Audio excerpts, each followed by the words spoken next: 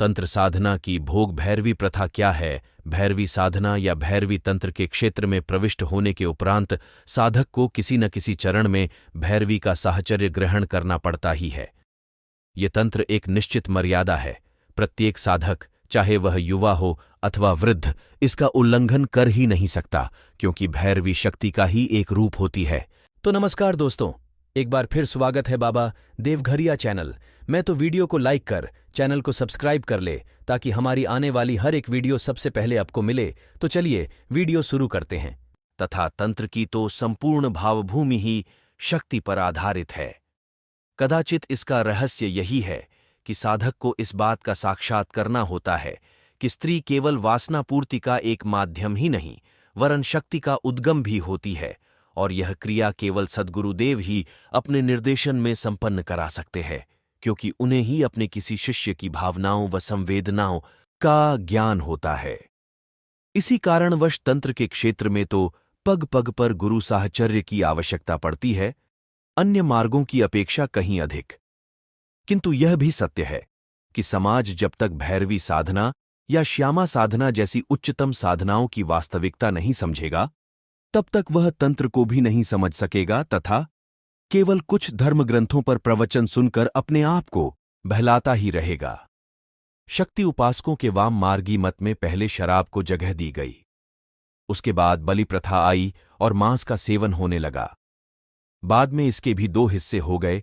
जो शराब और मांस का सेवन करते थे उन्हें साधारण तांत्रिक कहा जाने लगा, लेकिन जिन्होंने मांस और मदिरा के साथ साथ मीन मछली, मुद्रा विशेष क्रियाएं, मैथुन स्त्री का संग आदि 5 मक्कारों का सेवन करने वालों को सिद्ध तांत्रिक कहा जाने लगा। आम व्यक्ति इन सिद्ध तांत्रिकों से डरने लगा, किंतु आरंभ में चाहे वह साधारण तांत्रिक हो या सिद्ध तांत्रिक, दोनों ही अपनी अपनी साधनाओं के द्वारा उस ब्रह्म को पाने की कोशिश करते थे। जहां आरंभ में 5 मक्कारों के द्वार ज्यादा से ज्यादा ऊर्जा बनाई जाती थी और उस ऊर्जा को कुंडलिनी जागरण में प्रयोग किया जाता था, ताकि कुंडलिनी जागरण करके सहस्त्र दल का भेदन किया जा सके और 10वें द्वार को खोलकर सृष्टि के रहस्यों को समझा जा सके। कोई माने या न माने, लेकिन यदि काम भाव का सही इस्तेमाल किया जा सके तो इससे ब्रह्म की प्राप्ति संभव है। इसी वक्त एक और मत सामने आया, जिसमें कि भैरवी साधना या भैरवी चक्र को प्राथमिकता दी गई। इस मत के साधक वैसे तो 5 मक्कारों को मानते थे, किंतु उनका मुख्य ध्येय काम के द्वारा ब्रह्म की प्राप्ति था। भैरवी साधना में कई भेद है। जहां प्रथम रूप में स्त्री और पुरुष निर्वस्त्र होकर एक दूसरे से 3 फुट की दूरी पर आमने सामने बैठकर एक दूसरे की आंखों में देखते हुए शक्ति मंत्रों का जाप करते हैं। लगातार ऐसा करते रहने से साधक के अंदर का काम भाव ऊर्ध्वमुखी होकर ऊर्जा के रूप में सहस्त्र दल का भेदन करता है। वहीं अंतिम चरण में स्त्री और पुरुष संभोग करते हुए अपने आप को काबू में रखते हैं। दोनों ही शक्ति मंत्रों का जाप करते हैं और कोशिश करते हैं कि स्खलन न हो, और जो पुरुष के लिए स्खलन पूर्ण वर्जित होता है, इससे उसकी शक्ति जाती रहती है। यदि यह शुरुआती चरणों में हो जाए तो चक्र भेदन क्रम के बीच में ऐसा नहीं होना चाहिए। एक चक्र के भेदन के बाद ऐसा होने पर बहुत हानि नहीं होती, पर किसी चक्र के पास पहुंच ऐसा होने पर शक्ति का क्षरण होता है। इस प्रक्रिया में गुरु की भूमिका महत्वपूर्ण होती है। जब काम का आवेग चढ़ाता है तो कुछ समझ में नहीं आता, उसे कैसे नियंत्रित करके ऊपर की ओर मोड़ा जाए। गुरु ही बताता है। इसमें भैरवी का स्खलन होने पर भी उसकी शक्ति प्राप्ति पर बहुत अंतर नहीं पड़ता, क्योंकि साधक को प्राप्त होने वाली शक्ति भैरवी के माध्यम से ही प्राप्त होती है। अतः भैरवी स्वयं सिद्ध होती जाती है। सहस्त्र दल का भेदन करने के लिए आज तक जितने भी प्रयोग हुए हैं, उन सभी प्रयोगों में यह प्रयोग सबसे अनूठा है। ऐसे साधक को साधना के तुरंत बाद दिव्य ध्वनियों एवं ब्रह्मांड में गूंज रहे दिव्य मंत्र सुनाई पड़ते हैं। साधक को दिव्य प्रकाश दिखाई देता है। साधक के मन में कई महीनों तक दोबारा काम भाव की उत्पत्ति नहीं होती। प्रत्येक साधना में कोई न कोई कठिनाई अवश्य होती है। उसी प्रकार इस साधना में जो सबसे बड़ी कठिनाई है वह यह है कि अपने आप को काबू में रखना, किंतु धीरे धीरे भैरवी साधना भी मात्र काम वासना का उपभोग बनकर रह गई।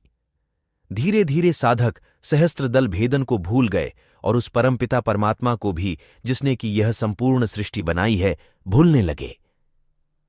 भैरवी साधना मात्र व्याभिचार साधना बनकर रह गई।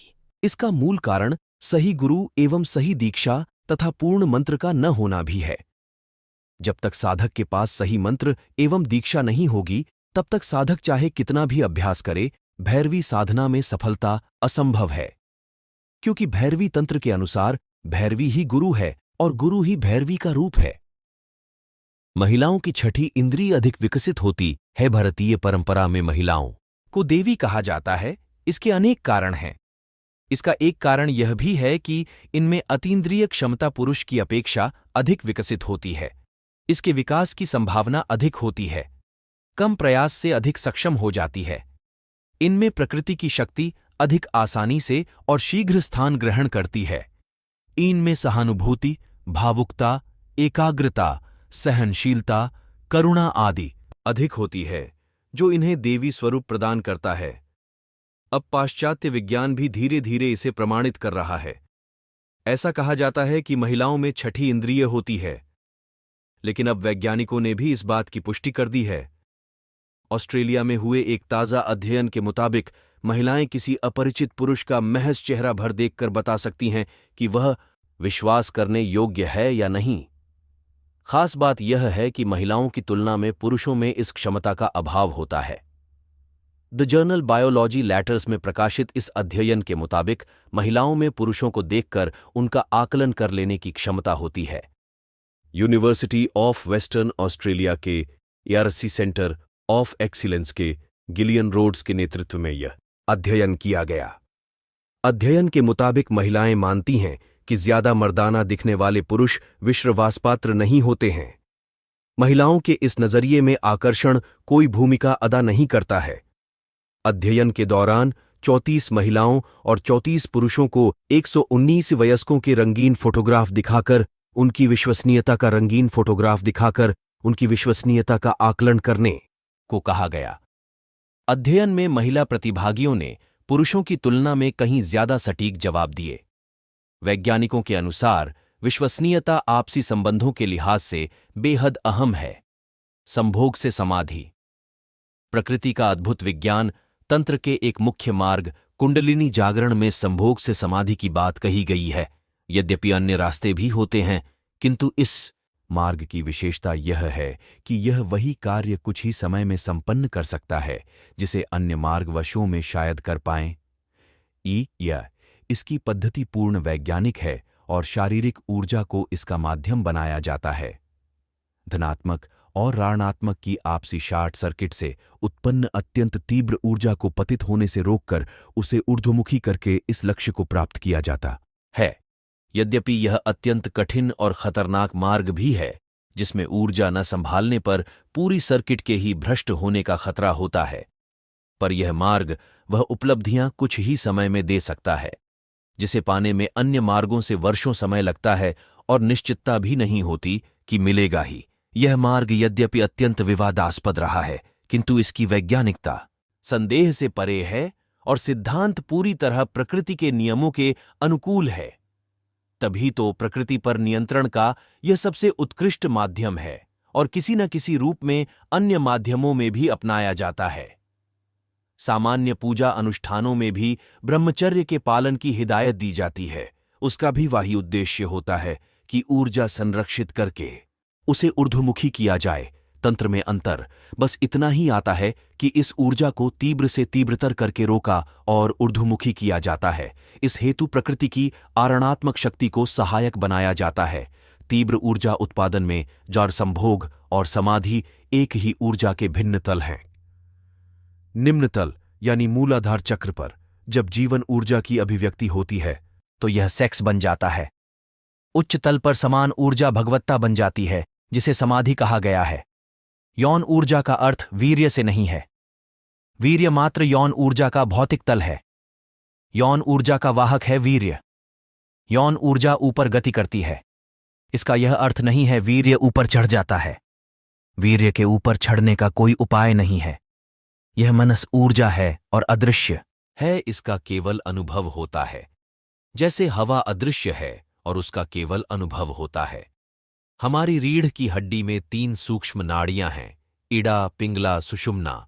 ये मनस ऊर्जा सुषुम्ना के द्वारा ऊपर का अभियान करती है। इसका सामना 7 स्टेशनों से पड़ता है जिसे चक्र कहते हैं, और इस पूरी ऊर्जा की यात्रा को कुंडलिनी जागरण कहते हैं। ध्यान और तंत्र की विधियों द्वारा इस ऊर्जा को ऊपर ले जाया जा सकता है। यह विधियां आज से हजारों वर्ष पूर्व विश्व के प्रथम गुरु और मूल शक्ति भगवान शिव ने पार्वती को कही थी, जिसे तंत्र में संस्कृत में संकलित किया गया है।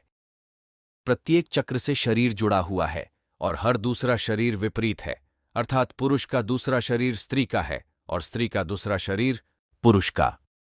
इसीलिए स्त्रियां पुरुषों से अधिक धैर्यवान होती हैं, क्योंकि उनका दूसरा शरीर पुरुष का है जो अपेक्षाकृत मजबूत है। अर्धनारीश्वर की प्रतिमा यही संदेश देती है। इस प्रकार प्रत्येक शरीर में 7 चक्रों से जुड़े 7 शरीर होते हैं। एक एक चक्र के जागरण के साथ एक एक शरीर सक्रिय होने लगता है, शरीर परस्पर मिल जाते हैं।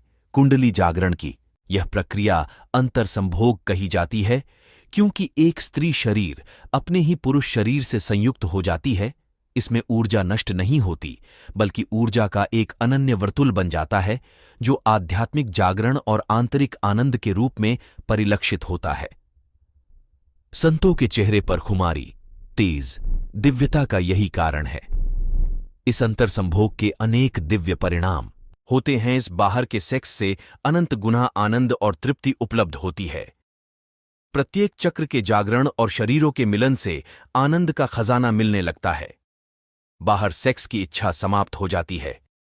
इसी को ब्रह्मचर्य कहते हैं।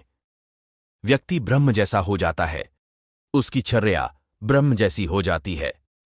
शिवलिंग का प्रतीक इसी अंतर्संभोग को परिलक्षित करता है। चक्रों के जगने के साथ उसके संबंधित सिद्धियां मिल जाती हैं, जैसे हृदय चक्र के जगने के साथ विराट करुणा व प्रेम के आनंद का भान होने लगता है। आज्ञा चक्र के जगने के साथ व्यक्ति तीनों कालों को जानने वाला हो जाता है। विशुद्ध चक्र के जागने के साथ व्यक्ति जो बोले वह सत्य होने लगता है। प्राचीन आशीर्वाद की कथाएं उन्हीं अर्षियों की क्षमताएं हैं जिनका विशुद्ध चक्र सक्रिय हो गया था। सहस्रार चक्र आखिरी चक्र है, जिसके सक्रिय होते ही व्यक्ति परम धन्यता को उपलब्ध हो जाता है। जब वह ब्रह्म ही हो जाता है, अहम ब्रह्मास्मि का उद्घोष हा, उसके शक्ति के अंतर्गत समस्त सृष्टि की शक्तियां उसके पास आ जाती हैं, लेकिन वह इनका उपयोग नहीं करता, क्योंकि उसे यह भी बोध हो जाता है कि सृष्टि व इसके नियम उसी के द्वारा बनाए गए हैं। परम ज्ञान की अवस्था को समाधि कहा गया है। समाधि का अर्थ है समाधान।